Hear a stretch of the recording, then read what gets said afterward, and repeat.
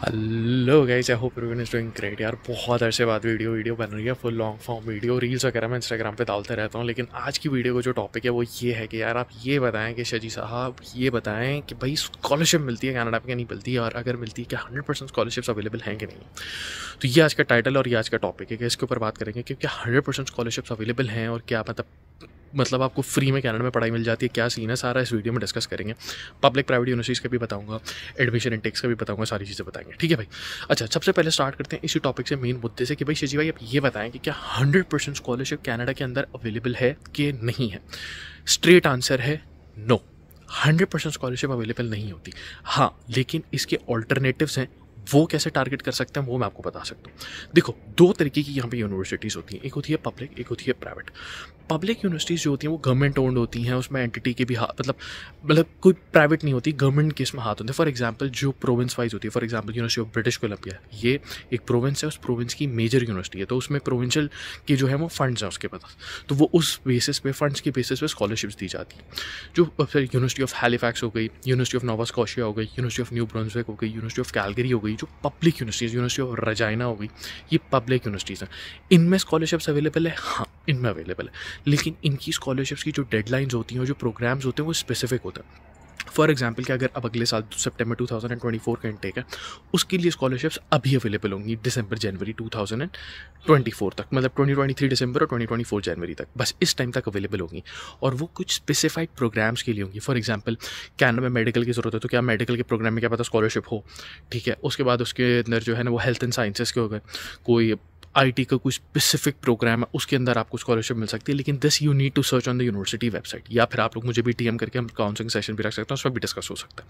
अच्छा, उसके अलावा और बात करते हैं, उसके अलावा जो सबसे ज़्यादा स्कॉलरशिप्स अवेलेबल होती है पब्लिक यूनिवर्सिटीज़ में, वो पीएचडी प्रोग्राम्स में होती हैं।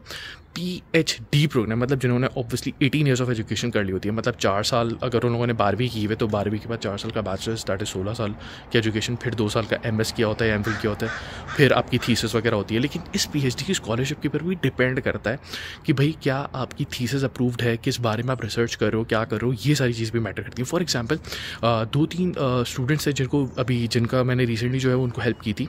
फैमिली का उनका वीज़ा लगा था, हस्बैंड वाइफ एंड 2 बच्चे, और वो जो है वो इलेक्ट्रिकल आई थिंक किसी में इंजीनियरिंग में करने आ रहे थे, and he was working in के इलेक्ट्रिक इन पाकिस्तान।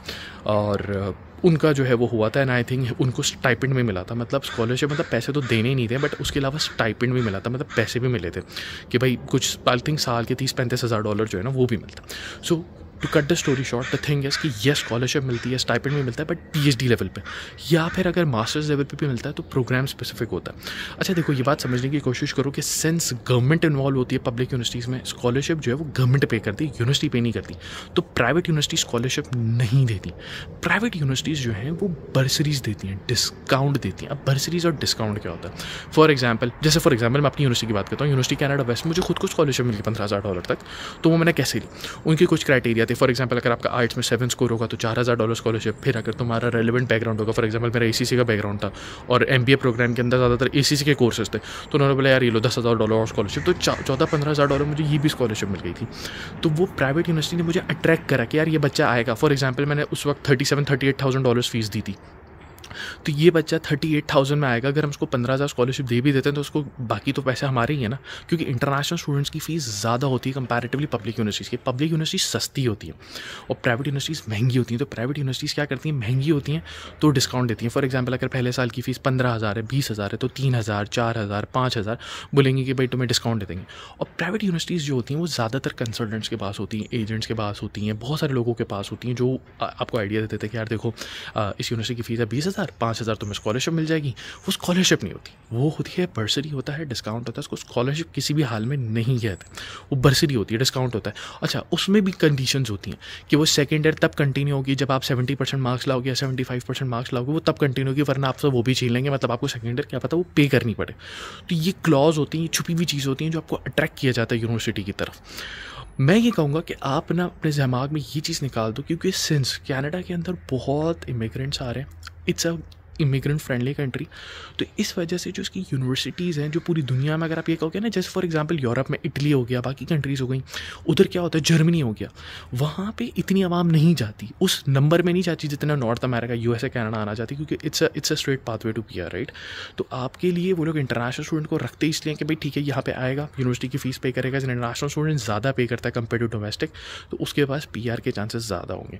तो ये अंडरस्टैंडिंग वाली बात है कि यार आप लोग को क्यों स्कॉलरशिप देगा वो, इतनी स्कॉलरशिप प्राइवेट यूनिवर्सिटीज़ नहीं देती। और अगर मुझसे पूछें कि यार पब्लिक यूनिवर्सिटीज़ में ज़्यादा एडमिशन होते हैं, प्राइवेट यूनिवर्सिटीज़ में, पब्लिक यूनिवर्सिटी के एडमिशन तकरीबन 8-10 महीने पहले बंद हो जाते हैं। इवन अब तो प्राइवेट यूनिवर्सिटीज़ के में इनफैक्ट मैं स्टूडेंट्स को अभी हेल्प करता हूँ ना विद द यूनिवर्सिटी एडमिशन, तो मैं समझा मैं 6-7-8 महीने पहले, अभी मैं सितंबर के इंटेक के लिए स्टूडेंट्स को हेल्प कर रहा हूँ, तो मतलब सितंबर के लिए इंटेक के लिए यूनिवर्सिटीज़ बंद हो रही हैं अगले साल, मतलब जनवरी फरवरी में सारी बंद हो जाएंगी। तो ये आपको मेक श्योर करना है कि उन स्टूडेंट्स को मैं कर रहा हूँ भाई अपनी एप्लीकेशन डालो, फाइल करो, ताकि एटलीस्ट ऑफर लेटर तो आए, तो visa is the next thing जो आप खुद भी कर लेना, ठीक है। तो पीएचडी प्रोग्राम में तो आप लोग को मिल जाएगा, स्पेसिफिक प्रोग्राम्स आपको मिल जाएगा, बट अगर आप ये सोच रहे कि प्राइवेट यूनिवर्सिटी के अंदर आप, अच्छा पहले ये भी तो देखें ना, अच्छा पाकिस्तानी, जब मेरे पास, मैं काउंसलिंग सेशंस काफ़ी लेता हूँ ना, तो स्टूडेंट मेरे पास आता है, या स्टूडेंट्स जो मुझे मिलते हैं जिनके साथ मैं काउंसलिंग सेशंस करता हूँ, जिनके साथ मैं बात करता हूँ, इंस्टाग्राम पे डायरेक्ट मैसेजेस होते हैं, कमेंट करते हैं, ये कहते हैं कि हमारा CGPA है 2.2 आउट ऑफ 4।